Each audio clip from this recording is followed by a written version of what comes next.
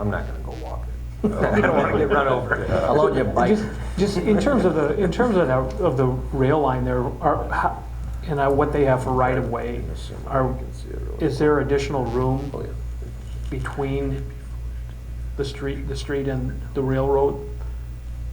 Basically from, Dairy Queen goes There up. should be a little bit, I believe, through that area. The right of way is 100 foot, so 50 from the center line of the tracks. Okay. So wherever that puts it, I don't know. But you're, I don't know, it's a guess, but your guess is. I it know might we're be a little- mowing more than, Brad's guys mow more than they Are supposed to. are supposed to along that Yeah, stretch, so. okay.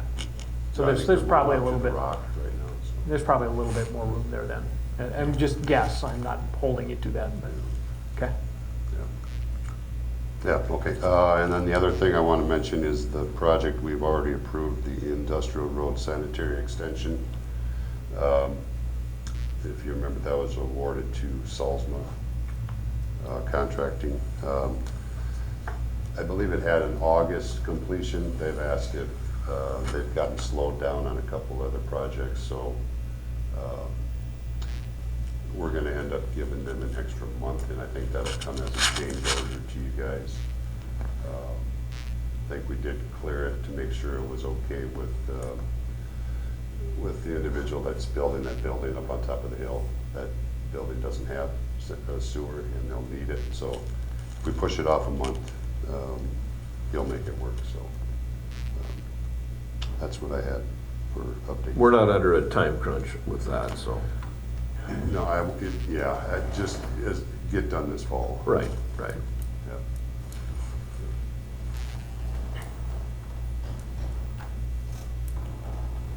I like that they're communicating and they're not just like, oh, by the way. Or just going independently without telling us. Okay. That it? Yeah, for me, yep. Joe? I'll add that we have 2 of the 4 FEMA disaster categories are finally ready to be submitted for.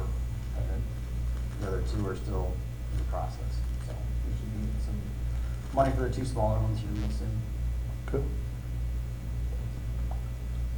All right, we'll start with council. I'm gonna start with clerk, because this is where your comments would fit. Well, I'm not sure I have any. If I'm the only one that's ever gotten a single call on this, if I'm the only one that is concerned about it, then obviously I'm the only one.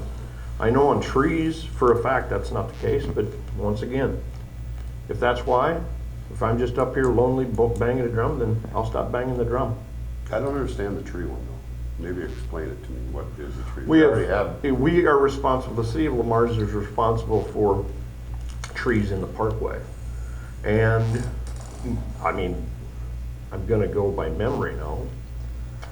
If you go down multiple places where you look up and there's dead branches hanging over top of streets or over sidewalks. And if somebody calls and says, hey, my tree's dying, I don't think the city should rush out and I don't think the city should rush out and cut it down. Because clearly, as it's been stated by many of us, just because somebody gets sick of the leaves that it causes. But when it's dangerous, I think the city needs to take an active role in looking at those citizens who call and say, I've got a dead branch that's hanging over and kids walk under it every day. But it seems like we have this standoff. When I first was up here, it was the 5 Ds or 4 Ds. Disease, dead, dying, or dangerous. Well, I'm not saying we should go to that length, but yeah, tree is a concern of mine because I see branches hanging over streets that are dead, clearly dead. There's branches laying in the street after a storm. I'm trying to think of the street, but I want to say it's probably about 6th Avenue and Plymouth Street intersection down there. During one of the last storms, I looked up and there's branches in the street. And I don't know, I think the city should take a proactive role in some of that. So, but as far as the other one, I'll just publicly say that I'm 100% for giving housing incentives. But the reason this council started incentivizing apartment building was because we had a shortage, and that's what the state had. The state said we have a shortage, so they gave us an incentive. But if we don't have the incentive, if we don't have the need anymore, I think we need to back off the incentive. It's that simple. But I guess I'm the only one that feels that way, so. No, I'm in favor of discussing that as well. I thought there were others that were in favor, but Well, there's a housing study that's out on our website. I was promised that 6 weeks ago too. And I here never it got is. Well, yeah, Here I it was is. promised it, but I didn't It's get it. been on the website for quite a while. That isn't how I was told I'd get it. Okay, I've got it. And it says we need more apartments. Just didn't briefly go through it, so.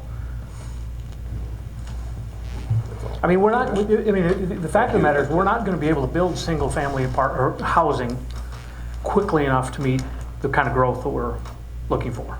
Well, not everybody wants the growth that the community development plan says we need either, That's so. exactly right. Not everybody's on board with that, Brad. Well, I would tell you based off my election results, that there seems to be a pretty good cross-section of the community that is. We'll see how it works. Well, that's fine, but we'll see. Brad, do you have anything I do not. for discussion? Brian? Nothing else? Mark? Yeah, so tomorrow night, the Ice Cream Days family bicycle ride. The bike club is leading the kids out around the golf course and back. And then there'll be a faster group that goes out to Wells Corporate for a little treat and comes back. And then Sunday, we have our annual fundraiser, the Tour to Plymouth. Even if you don't want to ride a bike, come to Wise Eye. We're going to have a band inside from like 11 to 3 or 4. All kinds of great prizes and raffle tickets for that. Rob, if I may, I do want to circle back to the tree issue just for a minute. What is it that you want to see come before the council? Are you thinking that we need an ordinance change, or are you thinking that the city staff just needs to take a more proactive role in determining which trees are dangerous? When there's a complaint, yes, exactly. Which that. one? That I one. think The it latter. could be either, in my opinion. Because I think and the I'm on board ordinance is with that. probably sufficient. I mean, that's why I'm asking the question. We've had the ordinance for a long time, and it's been there. But I think that if And it's somebody, taken trees down in the past, right? Yeah, typically, past history has been, we've taken trees down, When they're not limbs. not branches, not maintenance. Yeah, Correct. that would be a change. So I will tell you about. That's what I'm trying to get figured out. Kind of the one that drew me into this whole conversation, and I believe Clark knows the gentleman I'm talking about, on Central down by 12th, and it was just hanging there. It was like a dead man thing, just waiting to take somebody out. And so I called the department head, and they said, you know, our policy is the homeowner has to do that, whatever. And I said, could you take another look?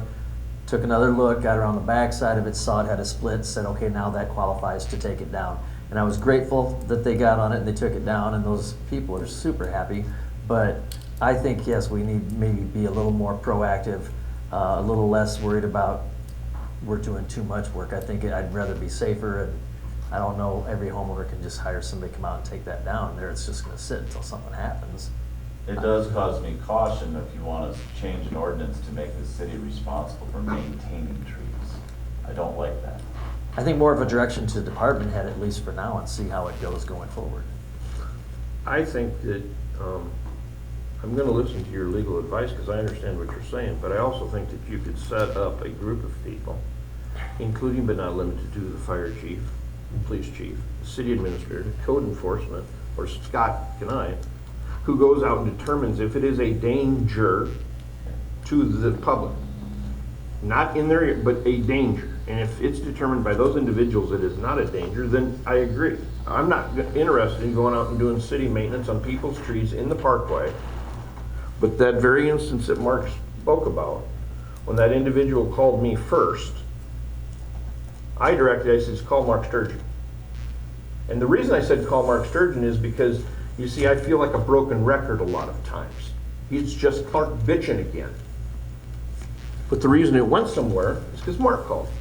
So you can call me what you want, but I'm not calling you anything. but the bottom line is I just want it so that the public is being protected when there is a complaint. So from an action standpoint, because you brought it to council today, do you think it needs to be discussed in a public works committee? Do you think it needs to be discussed by the streets department? What do we do? I mean, we don't want to come back here another month from now and have this discussion again.